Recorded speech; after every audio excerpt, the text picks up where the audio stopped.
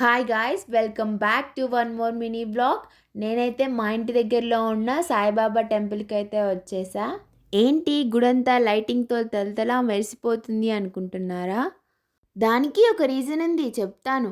దానికంటే ముందు కార్తీక మాసం స్టార్ట్ అయింది కదా. కార్తీక మాసంలో ఏదో ఒక దేవాలయంలో ఒక దీపం అన్నా పెడితే చాలా మంచిది అంటారు కదా.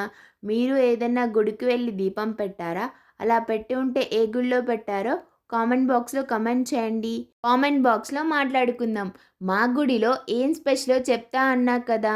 మా గుడిలో ఈరోజు లక్ష దీపోత్సవం కార్యక్రమం చేస్తున్నారు. మా ఇంటి దగ్గరలో ఉన్న గుడిలో ఇంత గొప్ప కార్యక్రమం చేస్తుంటే వెళ్ళకపోతే ఎలా? మీకెవరికైనా ఇలా అనిపించిందా?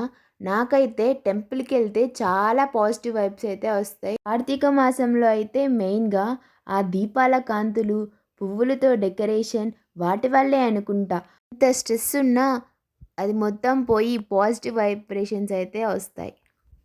1,00,000 వత్తుల దీపోత్సవం చేసిన తర్వాత గుడి బయట 11 కేజీల కర్పూరాన్ని అయితే వెలిగించారు. అవన్నీ అయితే ఫుల్ వీడియోలో అప్లోడ్ చేస్తా. డెఫినెట్గా మిస్ కాకుండా చూడండి. ఈ వీడియో మీకు గనక నచ్చినట్లయితే లైక్ చేయండి. ఇంకా మన ఛానల్ని సబ్స్క్రైబ్ చేసుకోకపోతే సబ్స్క్రైబ్ చేసుకోండి.